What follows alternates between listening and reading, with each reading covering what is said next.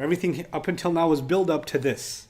These few concluding ayat are actually I consider them the juiciest part of this conversation. This is the most real part of the conversation. He says, Ya bunayya, my beloved son, my young son, my little boy, aqimis salata, establish the prayer. They commonly translate that as establish the prayer.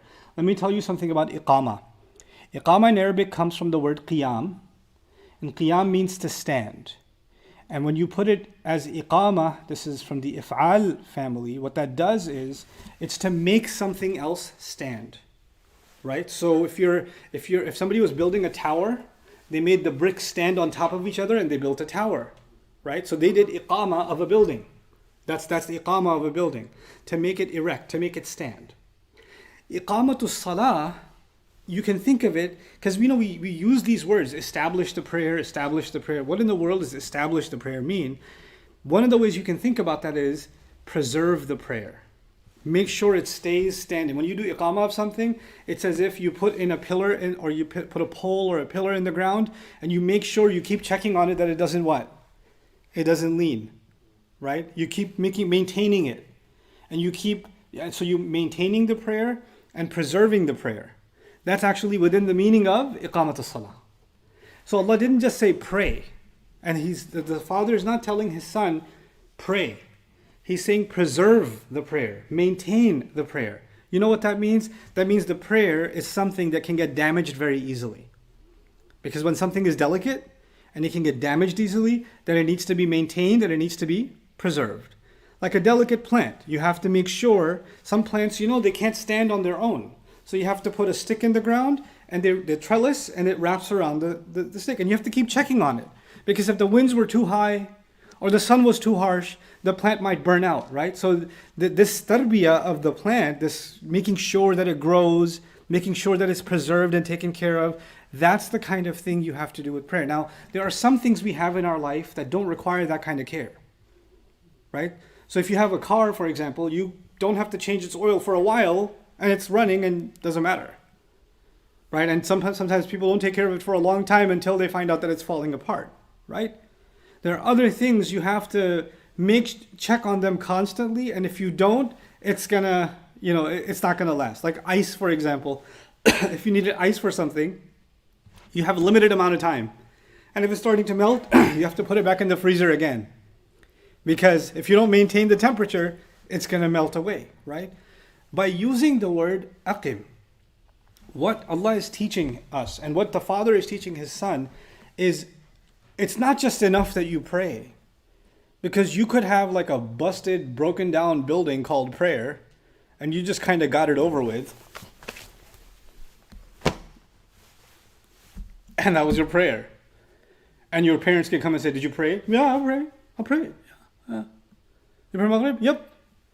And when you actually, secretly record your son or daughter praying, you find out that looks more like a, cardiovascular exercise than it looks like prayer.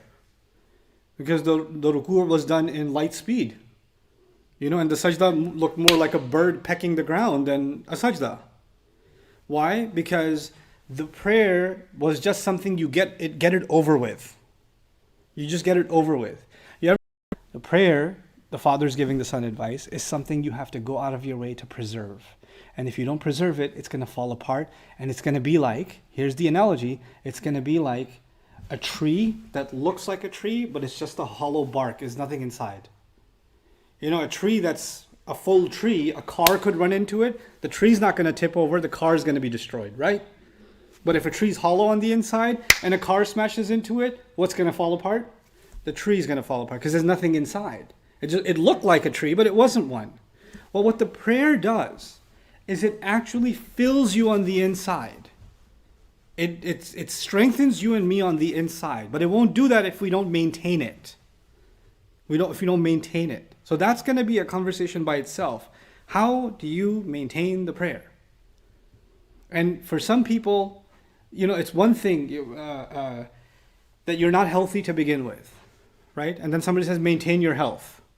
No, well, if I'm not healthy to begin with, I need to fix certain things and go through certain therapy and medical treatment or some kind of process before I can actually get healthy.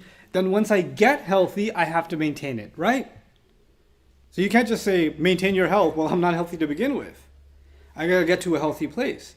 So the harder question when the father says to the son, maintain your prayer, is the son has to ask himself, the daughter has to ask herself, is my prayer actually the way it's supposed to be to begin with, that I should maintain it? Because maintain would mean keep doing what you're doing. But if you're doing the wrong thing and you say maintain the prayer, okay, I'll keep maintaining it. You're not making anything better.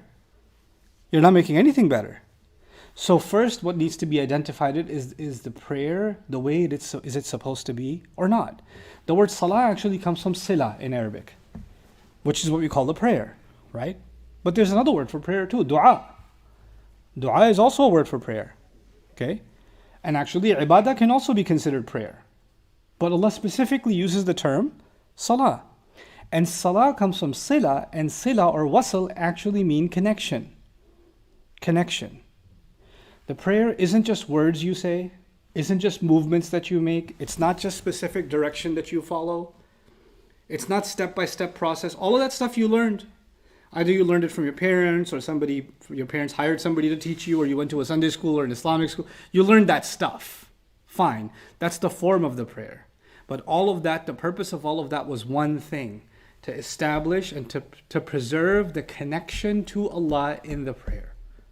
So let me just remind myself and you what the prayer is. The moment I say Allahu Akbar, can I talk to anybody? No. Am I supposed to be looking around? No. Is everything in the world, whether your phone goes off, or somebody's calling you, right? Or you're late for a meeting, or anything going on outside other than life-threatening emergency. None of that exists when you are what? Praying. Everything came to an end. Everything halted. For those few minutes that you were praying, the rest of your life did not exist. No other priority existed. In fact, you weren't even in charge of your own body at that point.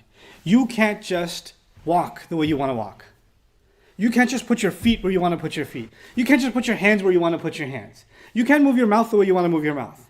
You can't move your eyes the way you want to move your eyes. Isn't it? Everything is completely surrendered over to Allah since you say Allahu Akbar until the time you say Assalamu alaikum wa rahmatullah. Yes or no? You know what that is? That's a rehearsal. And one way you can think about the prayer is it's a rehearsal. Rehearsal of what? A day is coming when we will not be in control of our bodies. Allah will truly show us how much greater He is than us. We're not going to be able to speak what we want to speak. We'll only speak what Allah wants us to say.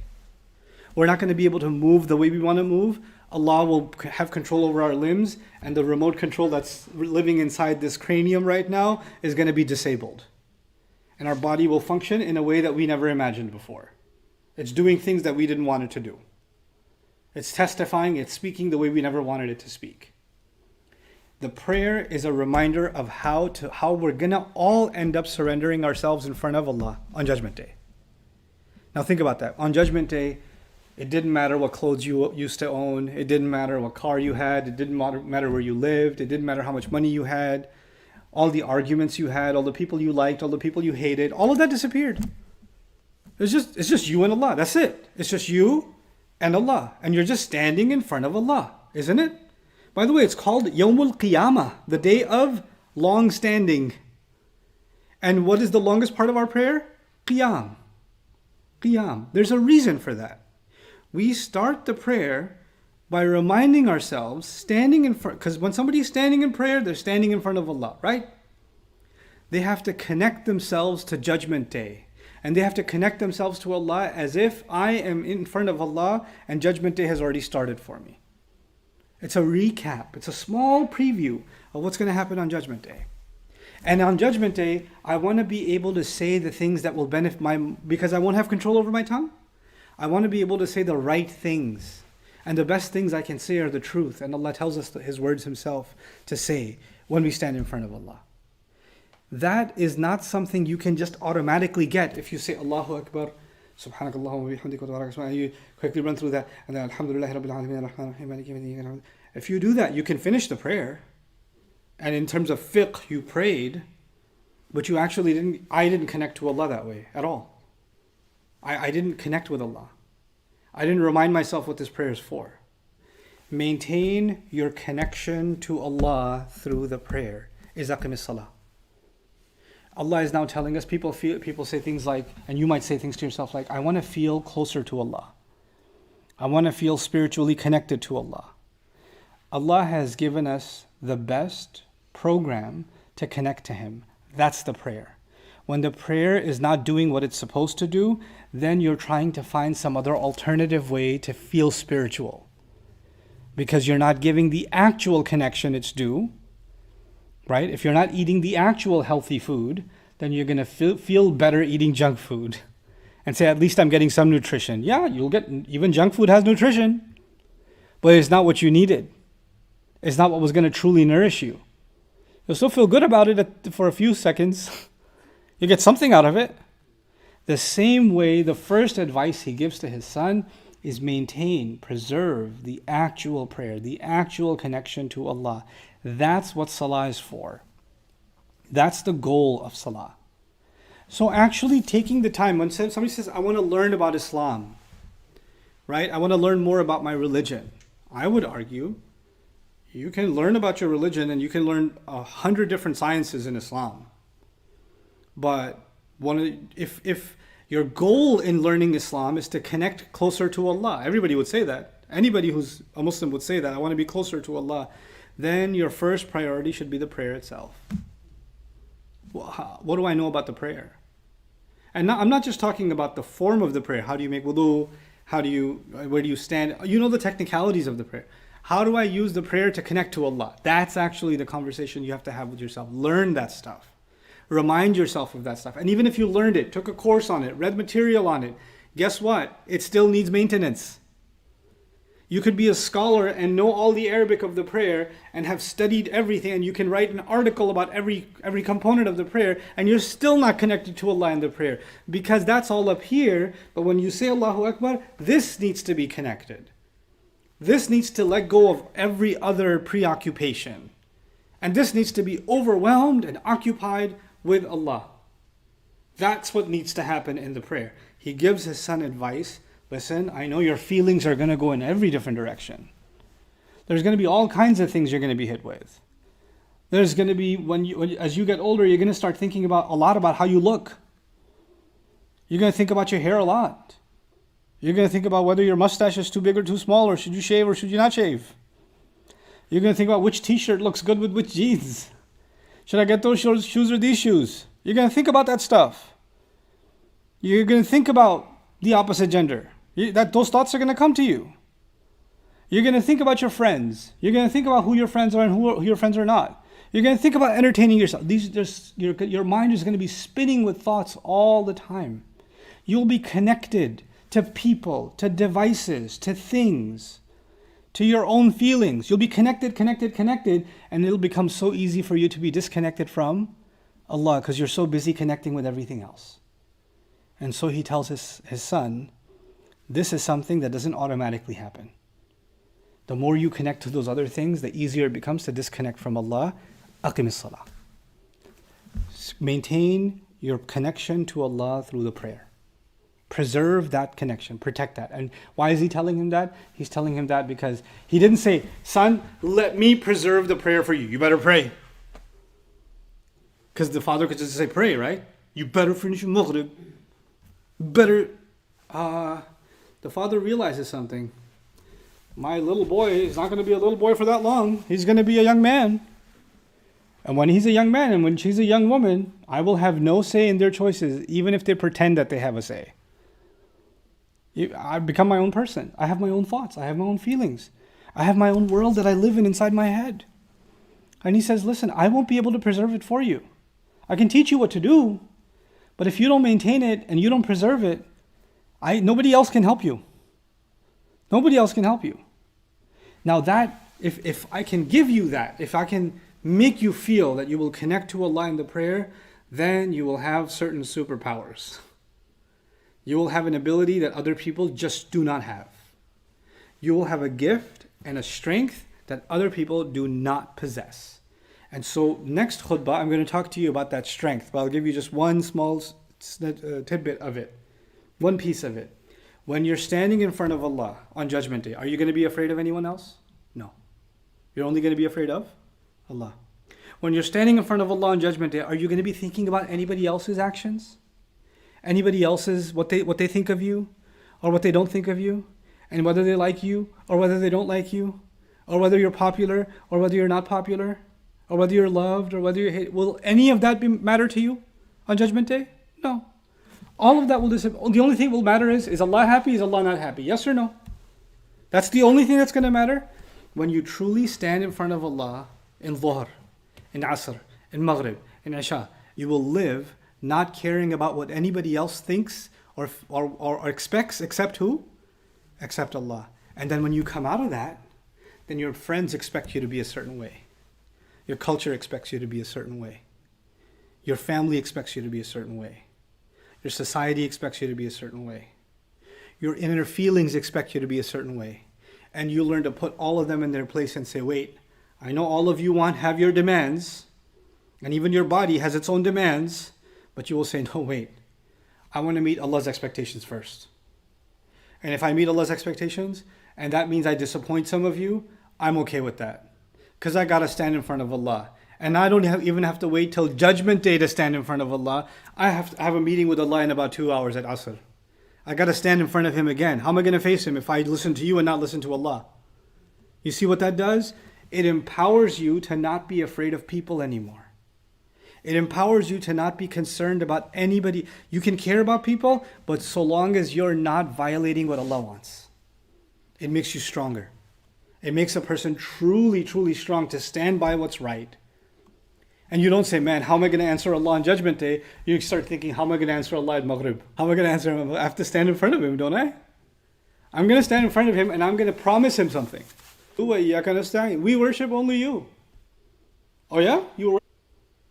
What mouth am I going to take before Allah and say that when I was doing what I was doing? When I was saying what I was saying? When I was acting the way that I was acting? When you really connect to Allah, then that connects things. When you start seeing it affecting everything that happens between the prayers. It affects your speech, it affects your actions, it affects your priorities, it affects what you're afraid of, it affects what you're hopeful of. Everything starts changing. So he gives his son the most powerful advice. Because at the end of the day, the father is letting his son know, you don't have to live up to my expectations. But you're definitely going to have to live up to Allah's expectations. A father and a son and a daughter and a mother, all of us are human. We can be alive one day, we can be gone the next. We can be alive 1 hour, we can be gone the next. So your father used to yell at you to pray, and he's not there anymore. May Allah preserve all of our parents. Right? Your mother used to be there, she's not there anymore. Your son used to be there, they're not there anymore. Allah can take, it's Allah's life. He can take, He can give and He can take. Right? But you know what? Whoever comes and goes, you can say, well, now nobody's telling me to not stay up late. Nobody's waking me up for Fajr, I can sleep in peace. I don't live with my mom anymore, so I don't have to worry about it anymore. And the father is telling his son, it's not about me. It was never about me. Wherever you are, فَأَيْنَمَا كُنْتُمْ فَأَيْنَمَا تُوَلُّوا فَثَمَّ وَجْهُ اللَّهِ. Whichever way you turn your faces, that's where you find Allah. That's where you find Allah. This is about us facing Allah Azza wa Jal. And that's the first advice that he gives his son before he gets into what kind of things he's going to face in life. So that's the first priority that I wanted to highlight. Inshallah, we'll be on this